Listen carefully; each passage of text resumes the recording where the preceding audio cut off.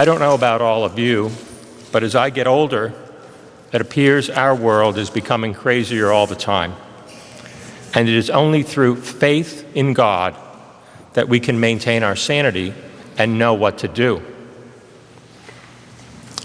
I opened a homily with these same words 6 months ago, and they seem to be just as applicable today as they were back in February. So let me repeat that second sentence again. It is only through faith in God that we can maintain our sanity and know what to do.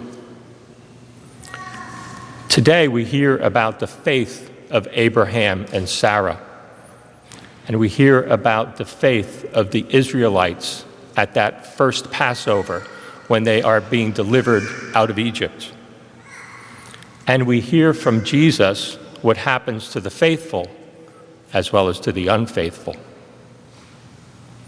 As I reflected on the words of Hebrews today about the righteousness and obedience of Abraham, I was struck by how strong and unwavering the faith of Abraham must have been. Although he was promised numerous descendants, he had to wait decades for Isaac to be born. He was 100 years old. Sarah was 90 years old, well beyond the childbearing years. So how strong and unwavering that faith must have been, what patience, what trust they must have had in God. And we have a second example of this Old Testament faith as well from the Book of Wisdom. It refers to the faith of the Israelites to follow God's commands at that first Passover event.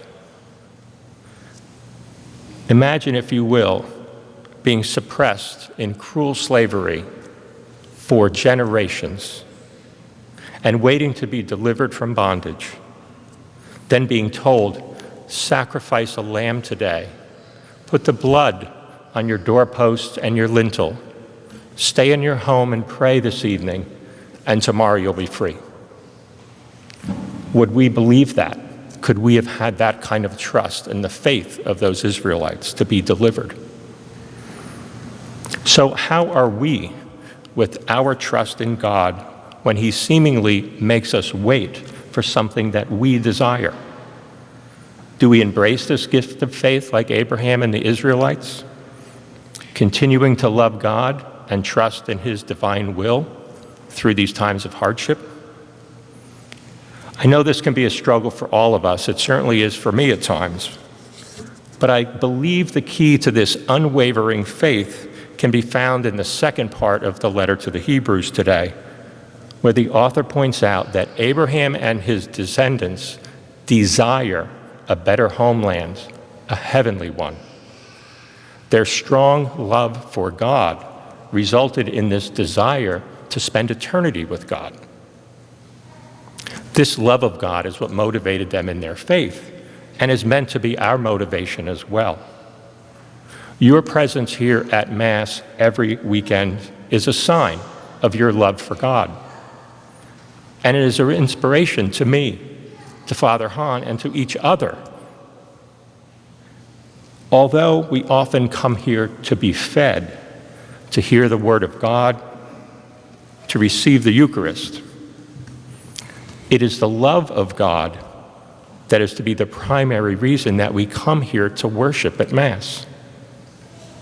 And even though we are fed and will leave filled with the grace that comes from being here at Mass, we should also leave here feeling a bit hungry, a bit empty.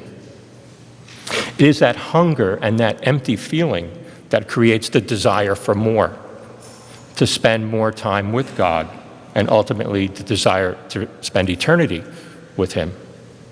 That is the passion and the deep desire that motivated Abraham and the Israelites. In this part of Luke's gospel, Jesus is instructing his disciples, as well as all of us, on how to be faithful, how to act in the world, and how to desire to be with him in that heavenly homeland. And he leads with the promise that the desire will be met, saying, "Your Father is pleased to give you the kingdom." When Peter asks for a further explanation, Jesus speaks of stewardship, the proper caring and use of the parts of God's creation that are entrusted to each of us. And he closes the lesson by noting that we will all be judged individually, perhaps even to different standards, when he says, much will be required of the person entrusted with much, and still more will be demanded of the person entrusted with more. So be thankful for the gift of faith, knowing that God will bestow on you the graces needed to be good stewards of all the gifts that you receive. But go away hungry today, hungry to deepen that faith, so that our sole desire will be a better homeland, a heavenly one, like the Israelites, and we may one day hear the words, "Your Father is pleased to give you the kingdom."